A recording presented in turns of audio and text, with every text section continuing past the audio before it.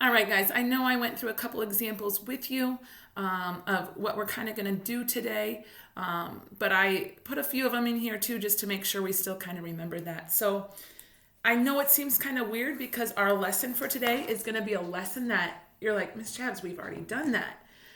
We simplified square root radicals. We've done that with square roots. And so I'm going to do one more example here. I know we kind of worked together in class, but the reason I'm going to do one right here is just to remind you a little bit more with words and math words why we did what we did. So we are going to be simplifying radicals, but our radicals are not just going to be square roots. So reminder, in the past, and if you don't want to write down this example, you don't have to. We would find the square root of 24, and we would say to ourselves, well, 24 is not a perfect square, but if we break it up, we would look for perfect squares. Now, just a quick hint and thought right now, the reason we were looking for perfect squares is because this was a square root. This was a square root, so we were looking for perfect squares because this was a square root. So we said 4 was a perfect square, but 6 was not. The square root of 4 we could simplify, so we did, and we wrote a 2. But the square root of 6 was left alone. So remember, we got part of it that was a regular number, but part of our number still had to remain underneath our radical. So we're going to be working with some problems that are sort of like that, but instead, we're going to use variables. And we're not just going to use square roots. So I'm going to go through quite a few examples of different radicals and how you would solve them, but we're going to use variables instead. And guys, I already kind of have this answer written on this paper. And so I'm going to kind of cover some things up or show you only parts at a time. So we're going to use variables right here. So what if we had to find the square root of x cubed? Well, remember, we're looking for a square because it's a square root. And so we're looking for a perfect square. Does x cubed, it's a trick question, does x cubed have a perfect square in it? Actually, yes, it does. It would break up, and the rules we've been doing the last few days would tell us that we could get x squared and x, because that would give us 3 x's still. X squared has 2, x has 1. So we would break it up as x squared and x. Now, just to compare over here, 4 was a perfect square, so we wrote it as a normal number of 2. But 6 it was not, and so we had to leave it underneath the radical. X squared is a perfect square. The square root of x squared, remember we've done this before, these symbols would sort of cancel each other out. So I would get a normal x, but then underneath my radical, I would get that square root still left under the square root, just like the 6 was left under the square root in the previous one. So I would get a normal x and a radical x. And they'd be written right next to each other, just like on this problem, we would have 2 radical 6. The 2 first, radical 6 second. X, radical x. So when we're looking for square roots, we're looking for perfect squares. But sometimes there could be multiple squares. Would you please write down this example? All right, guys, I know I've told you a couple times we could do this a couple different ways. So I'm actually physically in front of you right now. I'm going to fold this paper in half. I'm going to solve this 2 different ways. We're going to get the same answer both times. So I'm going to put like a little squiggly line down the middle of my paper for right now. From the previous paper I had, I would want to break this up into perfect squares. Well, x to the 7th, if I wanted to write them as squares, would have 2, 4, 6, and then 1 left over. So would you agree if I am looking for squares, since this is a square root, I could break this up in chunks of 2, since it's perfect squares. Here's a group of 2, here's a group of 2, here's a group of 2, and then I have my leftover, 2, 4, 6, 7. Does everybody see how I would have 7 x's for my x squared?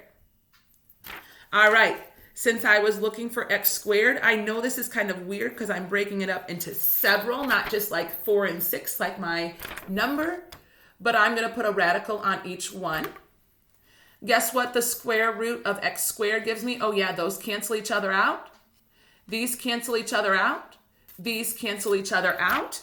And so outside the radical, and this is going to sound familiar from something I've said, I'm going to have 3 normal x's outside the radical.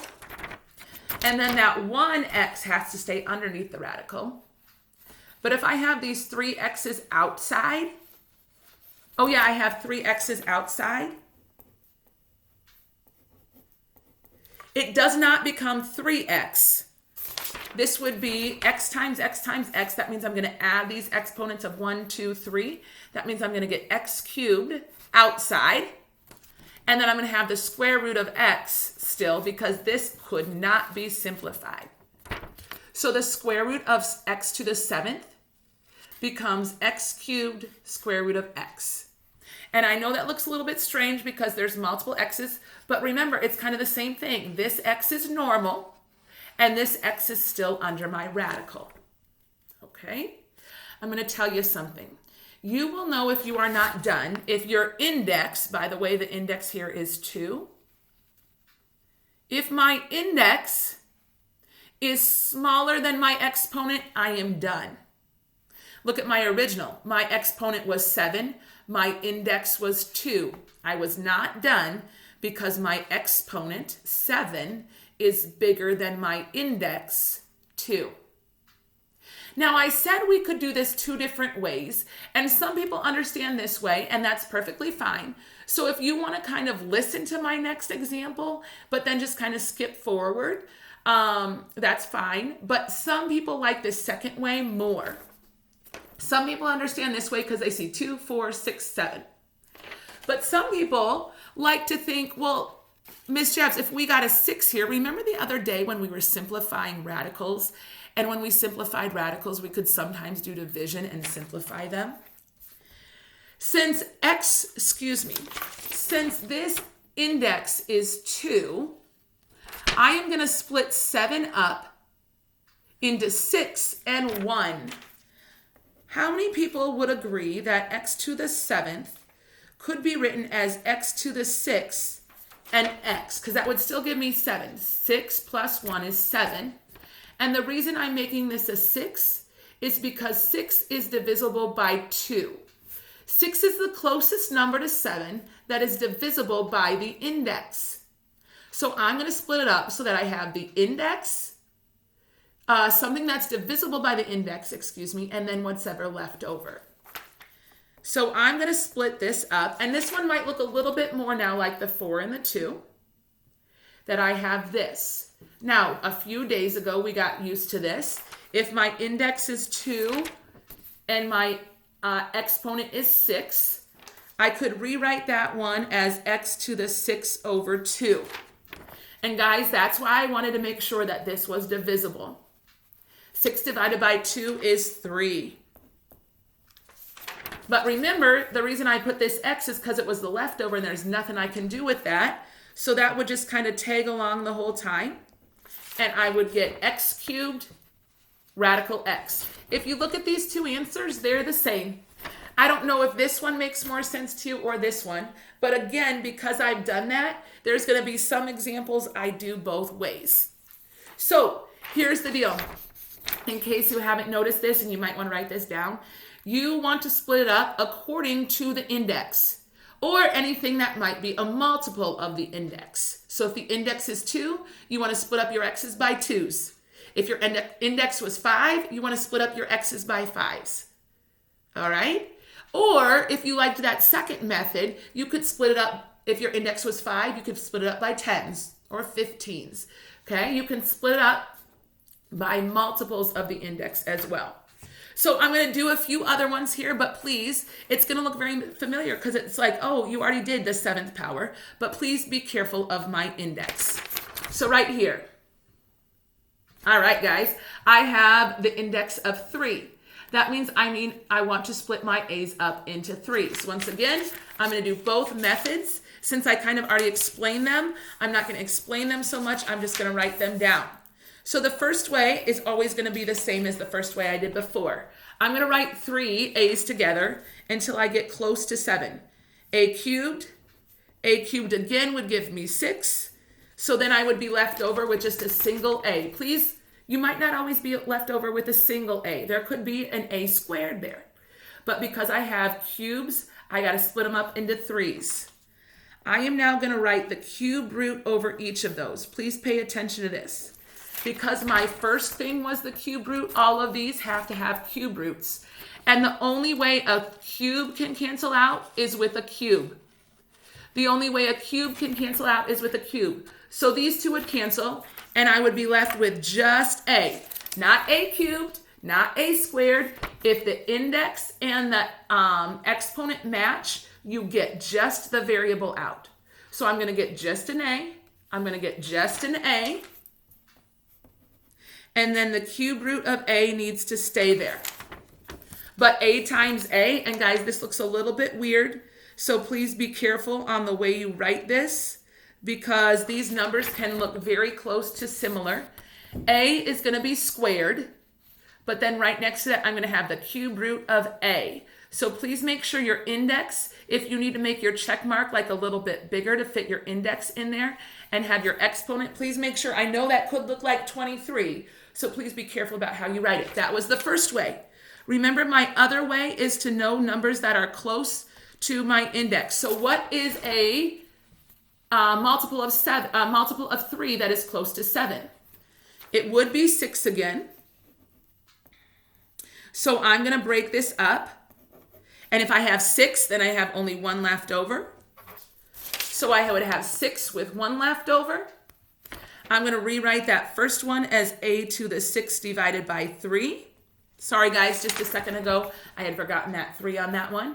A to the 6 divided by 3. 6 divided by 3 is 2.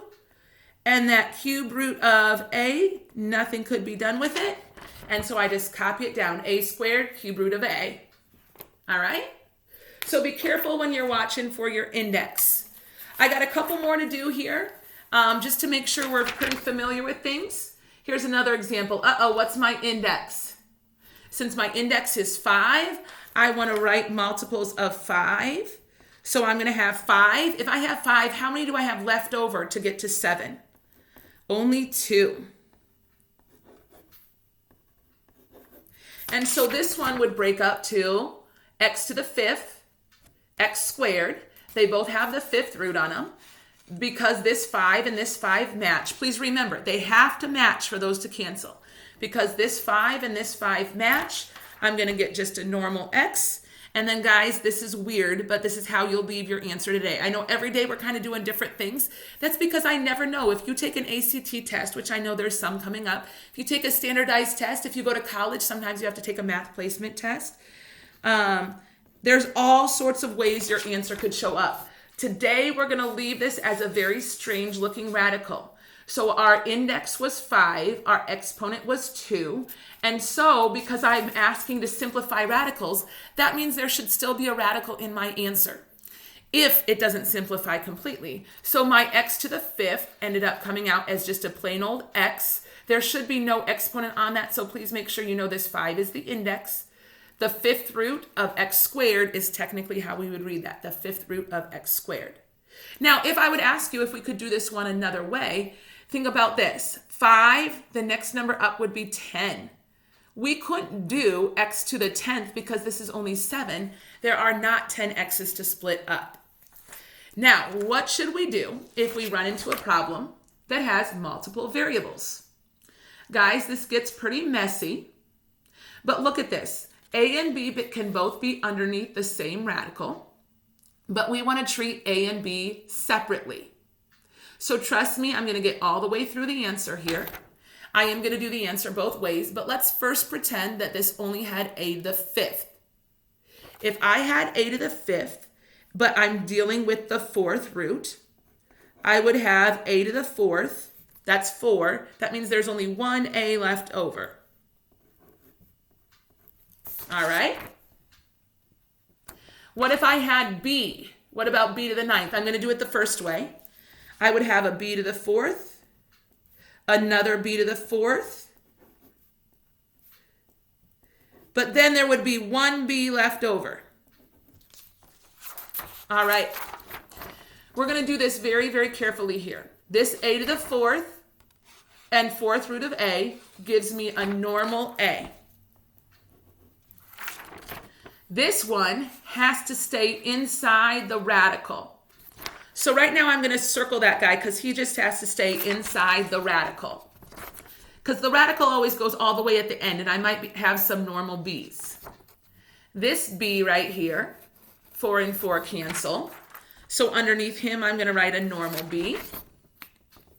This one right here, 4 and 4, they cancel. So I'm going to get a normal b. Sorry, guys, my b underneath that radical was kind of tricky. But this one will not simplify, so I'm going to circle him as well because both of those are radicals, and neither of them can be simplified. So let's look what could be simplified. I have 1a and 2 b's, but remember if I have 2 b's like that, it's not 2 b's, it's b squared. So would you agree I got a normal a and b squared as normals? What things have to stay under my radical? And so since they have to stay under the radical and they're both under the radical, I rewrite them together kind of like I did at the top. But because I simplified things and I realized that there was just a and just b, they are both just a and b still under the fourth root. So you know how all the way back at the beginning, and this is why I did this one, there was a radical to start with and some of it became normal and some of it had to stay underneath? Same thing is true because there is a radical. Some things became normal. Some things had to stay underneath. All right? And so the part that's underneath is still the fourth root, still like that. All right, guys, just so we know, with that b, remember we wanted multiples of 4, 4, 8. So if we would have wanted to, I'm just going to do the b part. Some of you might have wanted to write b to the 8th with a 4. But 8, remember we had 9. So if we had 8, we need one more to get to 9. And so if you liked that other method for b's, you would have b to the 8th because that is a multiple of 4. So then you would have had b to the 8 divided by 4, which would still give you b squared, just like we had on our other answer. And then that part, I should have circled it, should still stay underneath. And that would still give us b squared, okay? So it's okay if you like that method instead. One last one I want to work with you guys. And then once again, I am on Google Meet, okay? I know as I was going through this, today was a new lesson, and so I haven't had any checkpoints yet. Guys, some of you are missing your daily participation points because you're not listening to these. All right, I am going to go through this last example and then I will say it again at the end. But you will not get a participation point if you do not check in with me and say, I'm done with the video. That's all you have to do. Check in with me and say, I'm done with the video. Okay, so here we go. What is my index this time? So what am I going to split up into? All right, once again, for this one, I am going to fully do this one both ways. If I have 9 A's, I'm going to count by threes. A3, that's 3. Another A3, that's 6. Another A3, that's 9. So far, I'm just writing them like this. I'll put the cube roots in a minute. What about B's? B to the 3, that's 3. B to the 3, that's 6. But I was supposed to get to 7, so I need one more. Can I even count by threes on my C? So I'm just going to leave C squared. So now I'm going to put my cube root on everything. I'm going to put my radical on everything. And only if the 3 and the 3 match does it become normal. So guys, I'm going to do this quickly so I can put my paper down and write it. Normal, normal, normal, normal, normal, circle, circle, because those cannot be reduced. Remember, just because you see a cube on there, the cube root and the cube cancel each other out. So I have 1, 2, 3 normal A's. So I'm going to get A cubed. Okay, I know I just said I have 3 normal A's, so a lot of people want to put a regular 3 in front. But remember, as we count like this, there's 1, 2, 3 exponents. So A cubed, B squared. A cubed, B squared. But then remember, I circled these. Both of these have to stay under the radical, and the radical happens to be a cube. What is your exponent on B? And what is your exponent on C? So the answer for the last example should be a cubed b squared, the cube root of bc squared. Again, if you're like, Miss Jabs, that's a lot of writing. 9 is divisible by 3. I agree with you. So since 9 is divisible by 3, some people like to take that method. What's the closest number to 7 that is divisible by 3? 6. Okay, so we're going to write b to the 6th, the cube root of b to the 6th. But then if we're at 6, there's still 1 left over for our 7, so I got to write the cube root of b. Is 2 even divisible by 3? And so same thing, I'm going to write the cube root of c squared. Because 9 is a multiple of 3, I'm going to rewrite that as a to the 9/3. Because 6 is a multiple of b, I'm going to rewrite it as b to the 6/3. But then these two are not multiples, so they have to stay underneath, but they're going to stay underneath together. So again, the b had a 1 on it, the c squared was like that. We just write them together instead. What is 9 divided by 3? What is 6 divided by 2? And so once again, we get the same answer. It just depends if you like writing your individuals or writing your multiples. Yes, writing your multiples takes a little bit less space, but some people like one more than the other. So again, some of you have not been getting your daily points. Please stop the video, come back and say, Miss Jabs, I finished the video so I can give you your daily point. Your homework should be posted very, very soon if it was not posted already so that you can get started working on that. And please remember, it's kind of weird. Your answers are going to have normal parts, but then part of it is still going to be in a radical. So I'll see you in Google Meet in a minute. Good luck on your homework. I'll stay there if you have questions. Bye.